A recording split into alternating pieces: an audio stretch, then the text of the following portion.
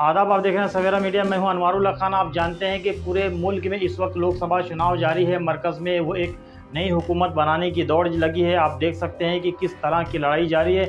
हिंदुस्तान भर में इलेक्शन का खुमार, लोगों पर इलेक्शन का बुखार तारी हो चुका है। इस दौरान हम बात करेंगे कल्याण लोकसभा की, जहां पर आपको बताएं कि 34 उम्मीदवारों ने फॉर्म भरा, जिसमें एक उम्मीदवार सिर्फ एक रात का उम्मीदवार था।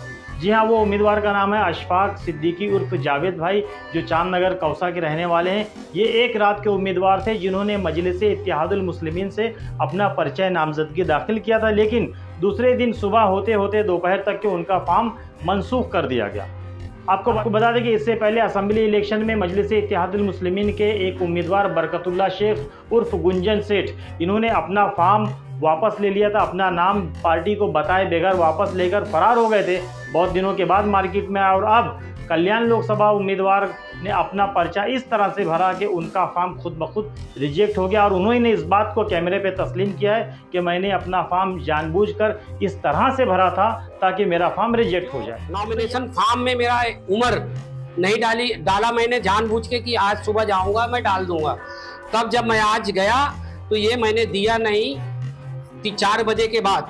तो वहाँ पे बोले आपको 11 बजे आना था, लेकिन मुझे 11 बजे इसलिए नहीं जाना था तो मैं अपने शहर के जो MIM के लोग हैं, जो कार्यकर्ता है, उनका जो दुख था वो दुख को देखते हुए मैंने इतनी बड़ी नॉमिनेशन फॉर्म में कुछ कागज थे, मैंने आज सुबह 11 बजे छाननी के दिन दिया नहीं, वो मेरा फॉर्म जो है रिजेक्ट कर दिया गया। आपको बता दें कि क्या ये उम्मीदवारों से और मजलिस के मानने वाले लोगों के जज्बात से खिलवाड़ है?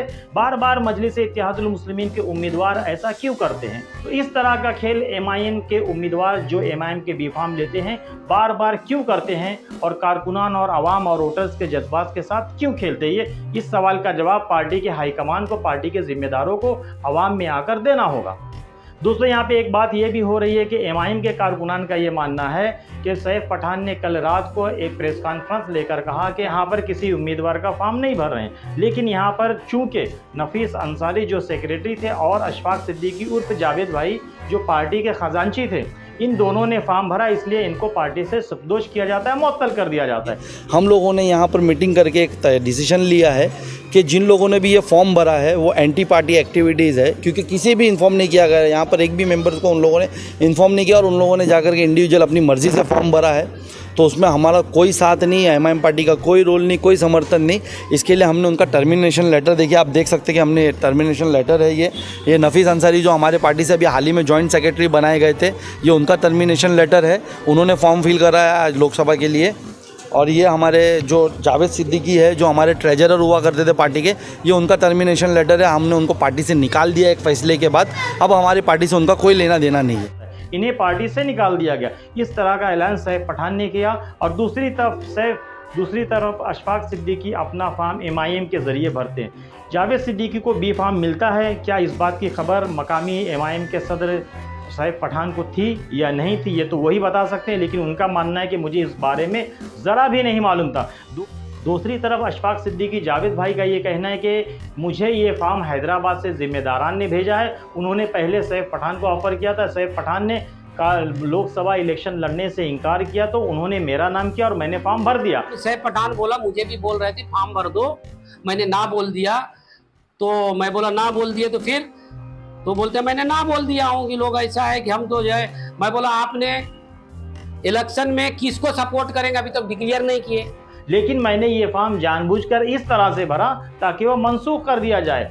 अजब खेल खेला जा रहा है मुमरा के शहरियों के साथ, मुमरा के व्हाट्सएप ग्रुप पर, मुमरा के जज्बाती लोगों के साथ, मुमरा के वोटर्स के साथ बी फॉर्म दिया जा रहा है। पार्टी को पता नहीं, पार्टी अध्यक्ष को पता नहीं, पार्टी से निकाल दिया जाता है। जिसे निकाला जाता है वो निकाला जाना कबूल नहीं करता। जिस तरह का खेल, सियासी खेल मुमरा में चल रहा है कि पार्टी के लोगों को ही पता नहीं होता कि पार्टी हाईकमान उनके साथ क्या कर रही है। पार्टी सवाल पैदा ये होता है कि अगर अशफाक सिद्दीकी को बी फॉर्म दिया गया था तो ये बी फॉर्म कहाँ से आया, किसने दिया?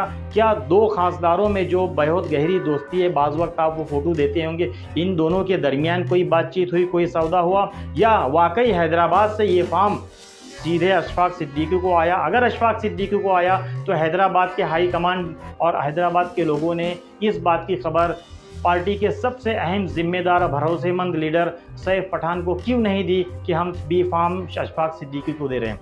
इस तरह के सवालात यहाँ इमाम के कारकुनान के जहन में, आवाम के जहन में, वोटर्स के जहन में पैदा हो रहे हैं कि इस तरह से बार बार क्यों होता है। पहले एमएलए इलेक्शन में इनका उम्मीदवार भाग जाता है, दूसरे लोकसभा चुनाव में इनका उम्मीदवार जानबूझकर फॉर्म गलत भरता है। आइंदा चुनाव में, आइंदा इंतखाब में क्या कुछ होगा और इस तरह के जज्बाती खेल क्यों किया जाता है लोगों के साथ, ये हम नहीं बता सकते, आप ही इसका फैसला करें। दोस्तों, इस तरह का एक सियासी खेल यहाँ पे किया जा रहा है कि बहुत सारे उम्मीदवार खड़े किए जाएं ताकि वोट डाइवर्ट हो जाए। आपका सेकुलर वोट जो मुसलमानों के पास इस वक्त मुल्क में सिर्फ एक ही ताकत बची है वो है वोट, उसको भी तकसीम करने की साजिश हो रही है, खेल खेला जा रहा है। बहुत सारे उम्मीदवार आपके मार्केट में, आपके साथ, आपके आसपास में खड़े किए जाते हैं, दोस्ती का हवाला देते हैं, रिश्तेदारी का हवाला देते हैं और आपसे अपना वोट, आपका अपना वोट लेकर आपके वोट को ज़ाया करते हैं। इसलिए याद रखें कि वोट को ज़ाया होने से बचाएं, वोट को डाइवर्ट होने से बचाएं।